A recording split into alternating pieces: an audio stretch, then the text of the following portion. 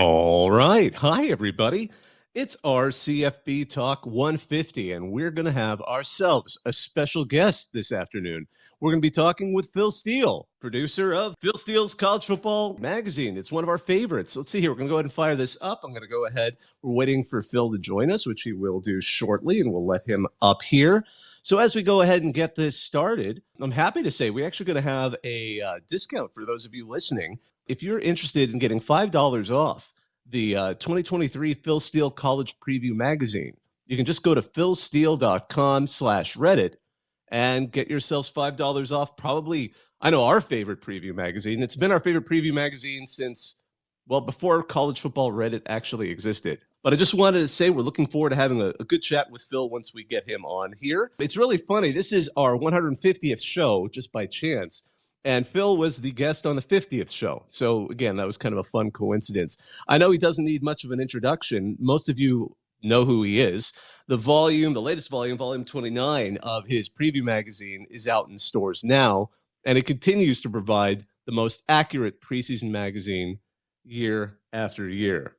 Okay, I see Phil is in the audience. I'm going to go ahead and send him a request to join right now, and we'll get him up here. How are you doing? I am doing well. How about you guys today? Oh, it's great. You know, as kind of just an opening question, I've been wanting to ask you, has the Pac-12 contacted you for a broadcast deal yet? You would think so, and we could probably stream it. And but yeah, it's amazing. It's amazing how long that thing is dragged on, and then exactly what they're coming up with. And it'd be nice if the Pac-12 was actually on linear TV, but we'll have to see what shakes out here. Yeah, you know, before we kind of get into some of the weeds, are you a person who regularly uses Apple TV at all, or have you ever used it before?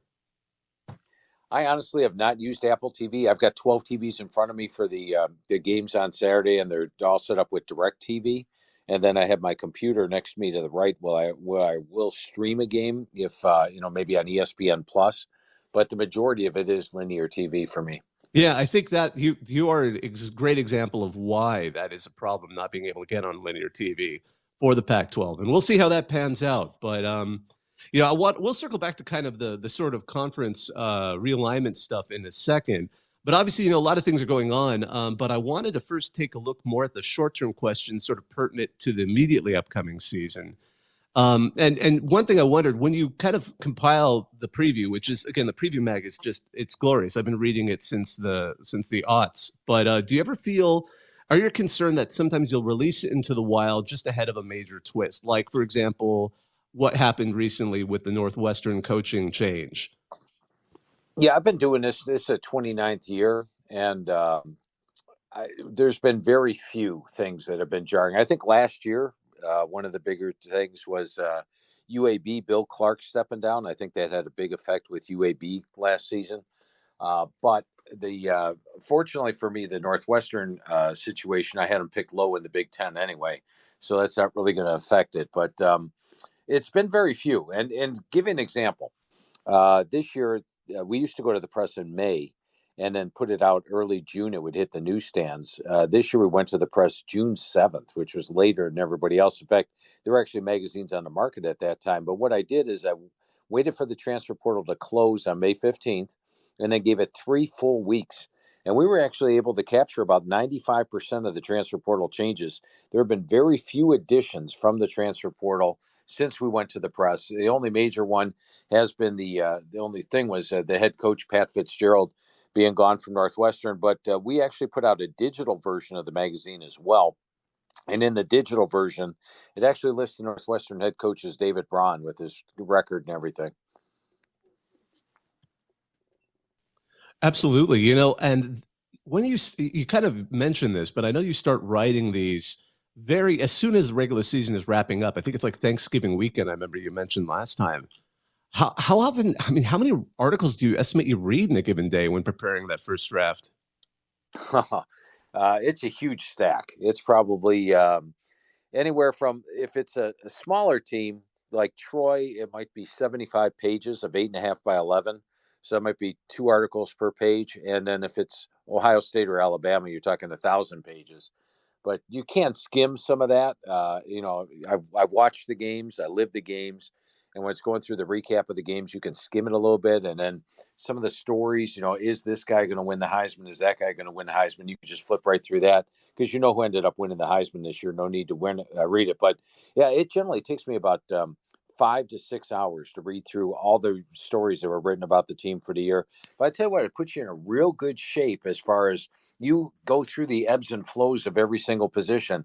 Oh, that's right. They lost those two wide receivers in week 6 and they didn't come back till week 9. And you saw the offensive dip, and it really allows you to get into all those factors. One thing that I wanted to mention, and I know a lot of fans on our CFB have been thrilled to see that the FCS edition is returning this year. What led to that? Well, there's more and more FBS versus FCS games every year. And for my power ratings, we actually have to know what type of team you're playing to adjust the power ratings or the expectations for the teams. So we have been going back and doing the FCS teams and the ratings for the last, forever. We've been doing the ratings. But as far as the actual write ups go, we started dipping our toes in the water again maybe 2 years ago. Last year we did it again. And then this year I figured, what the heck, let's go full blown. And unlike past years when we had the FCS magazine, we only released, it was basically one page per team for the FCS. But now this year it's 2 full pages per team. And the one big addition is I've been tracking lines on FCS football. There's been websites that have actually posted lines on FCS football the last 5 years. And we track them all week long, get the latest line on the game. So we actually have spreads on the last 5 years lines for the FCS, spread records for the last 5 years, complete right up on the left, just like you would for the magazine. Schedules in there, stats are in there. So we have all the information compiled now, and I'm pretty excited. It's 2 full pages on every FCS team, and you become an instant expert on FCS football. It's interesting because I know you do so much work with the FBS in terms of interviewing head coaches. I think you interview usually most of them every year for at least an hour or so. What went into kind of compiling a lot of this data for this FCS edition? Yeah, and haven't got quite to that point yet. There's been a couple FCS coaches I've talked to, but for the FBS, I talked to 123 of the 133 head coaches.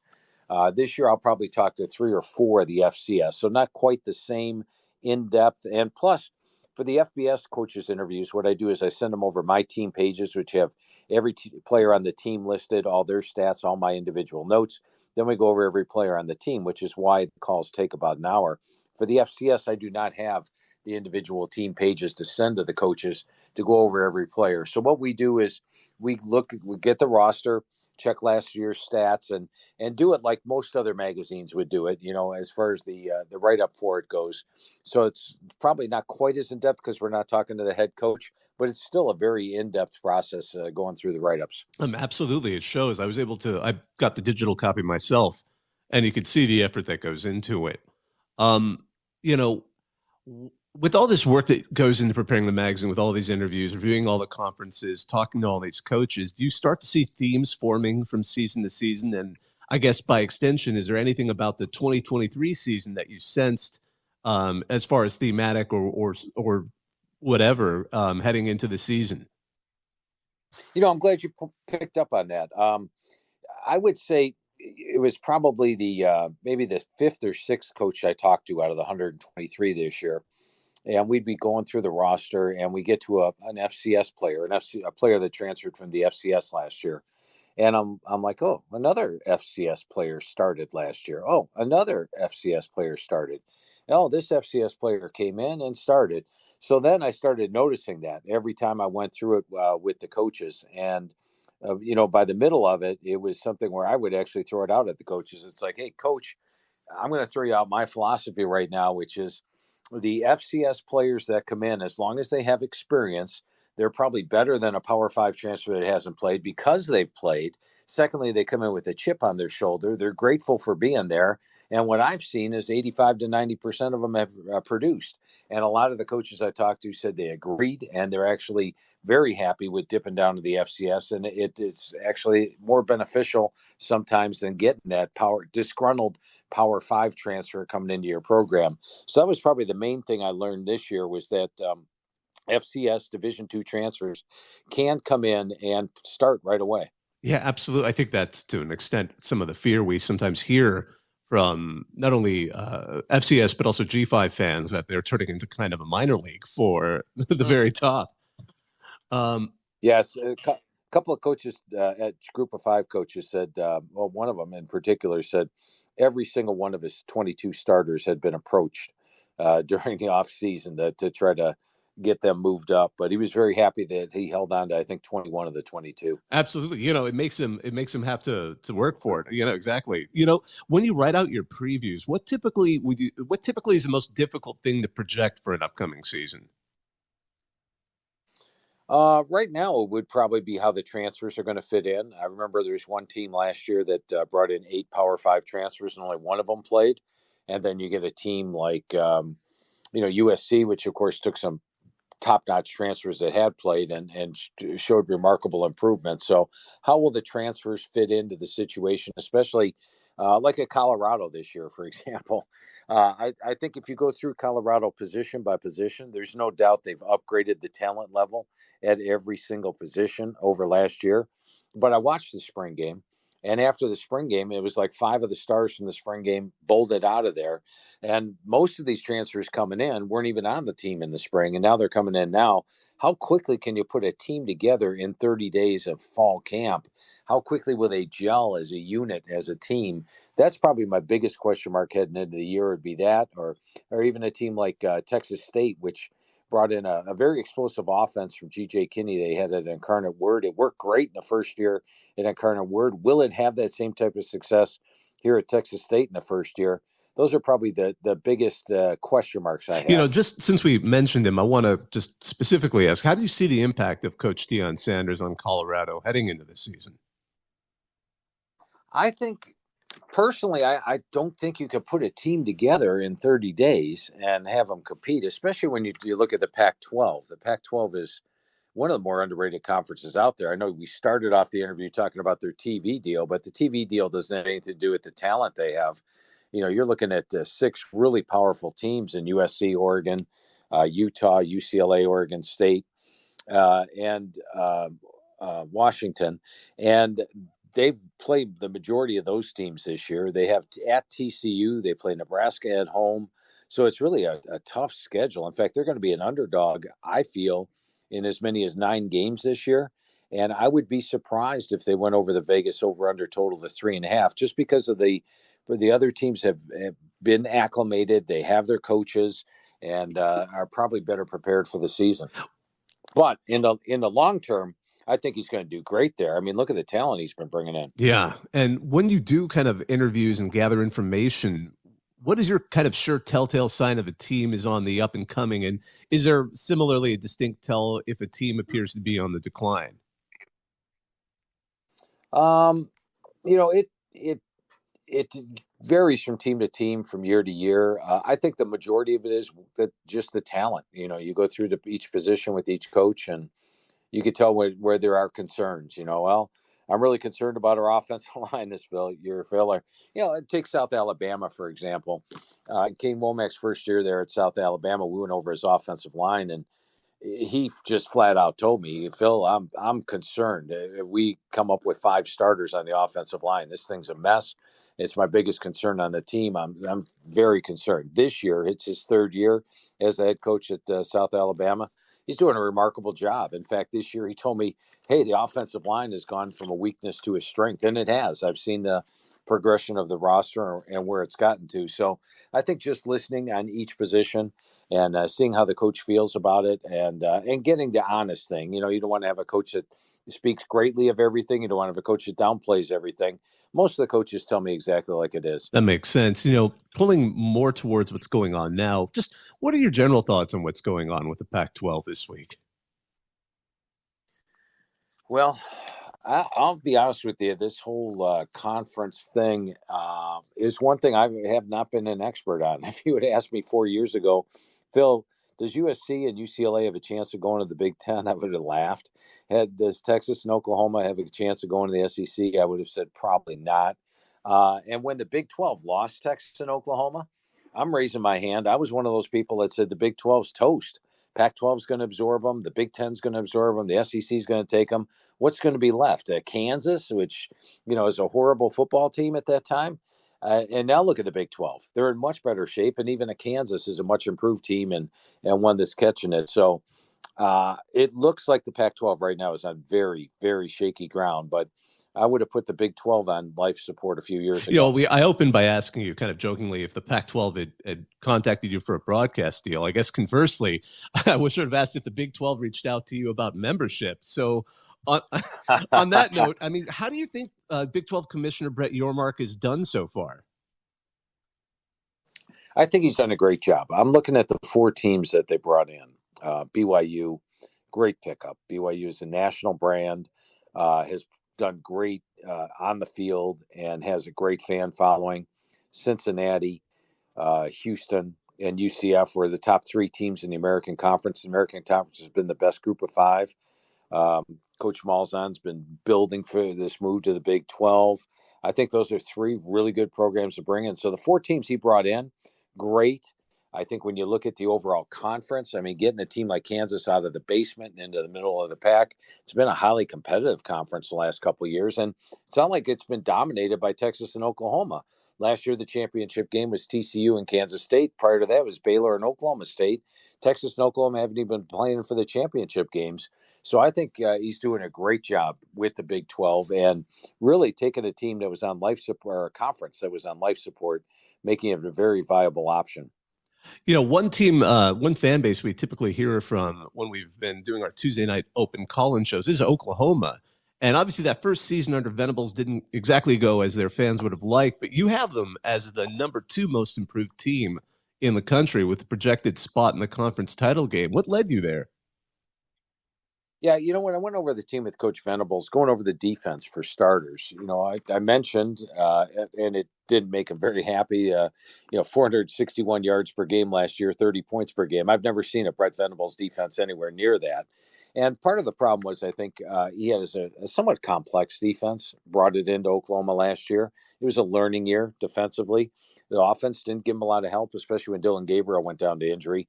And they basically, their backup quarterback was running the Wildcat offense.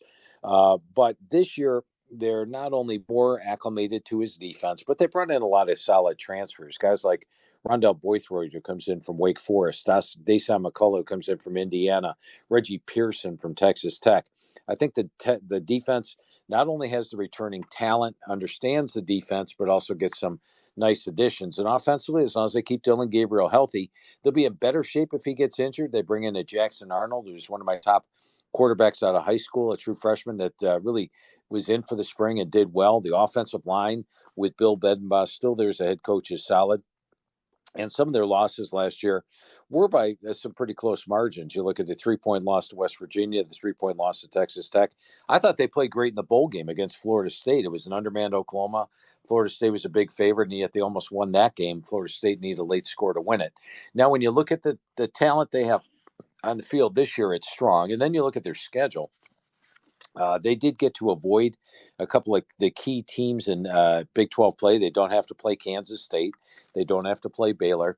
And if you go to Vegas right now and take a look at the odds on their games, they're actually favored in 11 of their 12 games this year. The only game they're not favored is against Texas in Dallas. So I do think we're going to see a much better team in year 2 for Brett Venables. And, talking to the coaches through the years, almost every second-year head coach tells me the same exact thing. Phil, we're in so much better shape than we were last year. We know the players inside and out. The players know our systems.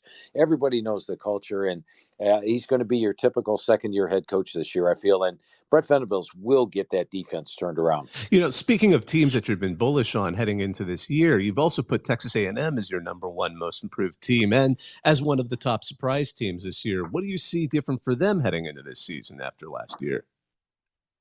Well, last year they were a very inexperienced team. They were actually number 124 on my experience chart, one of the 10 least experienced teams in the country. And when I went over the team with Coach Fisher last year, going over the positions, it seemed like the majority of the positions where I'd ask him for, okay, how do you feel about the offensive line, Coach? And he said, Phil, we're going to have one of the best offensive lines in college football. next year. And it was a common phrase at the end of a lot of the positions. Well, this year they're number 14 on my experience chart, a massive jump, I should say. If you go to philsteele.com, I put out a daily blog. One of my blogs up there right now, which is a really good read, is the experience chart. When you make a massive jump like that, what happens record wise? I recommend to the listeners they check that out right now at philsteele.com, daily blogs. But this is a vastly more experienced team, 10 starters back on offense, 10 on defense. They lost their star wide receiver, Anais Smith, in week 4 last year. They went through 3 different starting quarterbacks due to injury. Connor Wegman, as a freshman, really came on at the end of the year. The offensive line was banged up. The defense was banged up. And guess what? Even in their 5-7 season last year, where they had 4-point, 6-point, 3-point, 3-point, 3-point losses, all close, they beat LSU 38-23. And against Alabama on the road, where Alabama's unbeatable, they're at the 2-yard line at the end of the game, throwing in the end zone with a chance to win the game on the final play of the game, down by 4 points. So even last year, they were playing with the big boys. They've got the talent. Jimbo's recruited just as good as Alabama, LSU, and Ohio State have the last 5 years. So they've got the talent. Now they have the experience. I think they're a legitimate contender in the SEC West, despite being 5-7 last year. I can imagine you have a lot of support in Aggie land right now over that. So that's great. Similarly, as I mentioned, they were one of your top surprise teams, but the number one surprise team for you was Wisconsin, despite the coaching change. I mean, obviously it's Luke Fickell, but what sort of shift should we expect, and what makes you think that they're going to be able to surpass expectations? Yeah, and as you know, I write the magazine in a 3 write-through process. And I'll be quite honest with you, when it was announced that Phil Longo was coming in as the offense coordinator, a guy that runs the air raid, the pass-happy system, I'm like, how the heck is that going to fit with Wisconsin, for crying out loud? The Badgers are a team that dominate in the month of November with that big offensive line and run game. They really don't have the personnel to completely go with the air raid. So very skeptical on Wisconsin right off the bat in the first right-through process. Second right-through process is still about the same. Then the third, after going through the team with Coach Fickell, they signed Tanner Mordecai from SMU, a big-time quarterback. He's a guy that originally signed with Oklahoma and then went to SMU last year. One of my top-rated quarterbacks out of high school. I think he's going to have a big year. But when I talked to Coach Fickell, I voiced my concerns, and he said, Phil, we're not going to abandon the run game. In fact, he felt that the reason Wisconsin had struggled a little bit on the run game, in fact, they have an average 5 yards per carry, believe it or not, over the last 3 years, which surprised me when I went back and researched that. But he felt that was because teams could stack 8-9 players in the box against them, knowing what was coming. Now they wouldn't be able to do that, and he felt that would open up holes for Braylon Allen and Ches Malusi, and that they'll get back above that 5 yards per carry. So I'm assured now that they weren't just going to a full-blown pass offense and abandoning the run. I like the offensive line. I like the running backs, and the run game will be improved. I talked about the experience chart. Last year, they were number 107 on my experience chart. This year, they're number 20. Give you an example. Defense last year, they had 3 starters back. This year, they have 8. They're going to have a top-notch defense. And then what I really like about them is the schedule. You look at their 5 road games, Washington State, Purdue, Illinois, Indiana, Minnesota. All of those are in the winnable category. Their toughest 2 opponents are Iowa at home and Ohio State at home. And getting them at home is huge. Getting Ohio State at home is the week after Ohio State plays Penn State in a massive battle. So the schedule sets up for 11 or 12 wins this year. If you're looking for this year's TCU, or a team no one's expecting to make the playoff, Wisconsin's my pick this year. Wow. I mean, I guess after TCU with a first year, head coach, at least, I mean, obviously veteran head coach, anything's possible now. So I don't think that's as outlandish as it would have seemed 2 years ago to say something like that. Absolutely. I've always enjoyed reading your various rankings and analysis and how they weave together to create your predictions. And I'd say probably my most favorite is your ranking of toughest schedules. From that, I mean, which teams do you think are going to really benefit the most from scheduling this season? I tend to always look towards the G5. Like, I know Air Force, Toledo, and Liberty seem to have, really favorable schedules as they kind of search to be that New Year's Six team. But what are the ones that have got your attention the most? One team that jumps out at me is a main competitor of Wisconsin, and that would be Iowa. As you recall, last year, Iowa had to face both Ohio State and Michigan. This year, Ohio State and Michigan are not on the schedule. So it's an easier schedule for Iowa. They take a jump of 43 spots in my rankings. Another one would be Oregon. Remember, Oregon opened up last year with Georgia. They don't have any such foe this year, and I think they're in a lot better shape heading into the season. And then, excuse me, another one that pops out at me is Oklahoma State. And, when you look at Oklahoma State, you wonder what kind of advantage they have over the Big 12 commissioner because their schedule is really, really, really nice. In fact, Oklahoma State actually plays 6 teams that were not Power 5 teams last year. They avoid TCU, they avoid Baylor, they avoid Texas. And I've only got them 3 games an underdog this year, and all slight underdogs at Iowa State, home to Oklahoma, and at UCF. They really got a great schedule this year. So those would be 3 teams to really That watch. makes sense. And, kind of as we slowly start wrapping this up, what common themes stand out to you about teams that tend to take meaningful steps forward heading into this season? Yeah, the softer schedule, the fact that last year, one thing I really like, and we've got a blog also up there on philsteele.com about the conference yards per game. Give an example, Michigan State a couple years ago had that great year where they were 11-2 at the end of the year. But that season, they were actually outgained by 70 yards per game in Big Ten play. They were very fake. They were not an 11-2 team. And then we saw last year, they came back to where they were. And then other times, you take a team like an Iowa State, who last year outgained their opponents by 50 yards per game, but seemed to lose every single game on the last play of the game or a 3-point loss during the season and finished just 4-8, but actually outgained foes by 52 yards per game in Big 12 play. They're under the radar, and they have a more experienced team this year. Hopefully, Hunter Deckers is going to be able to play. That news came out today. But if he is able to play, I think Iowa State will have a much improved team. So the experience level, as I talked about the experience chart, close wins, close losses from the previous year. And then sometimes it's second year, third year head coaches also make big time strides. Phil, I enjoyed talking to you so much. I know I could fill an hour or two with this, but I want to respect your time and slowly wrap this up. So really kind of more of a positive spin here. What brings you joy in college football as we head into 2023? Well, it's all I study all year long is college football. So, 365 days of the year, I don't know any other sport, don't follow any other sport.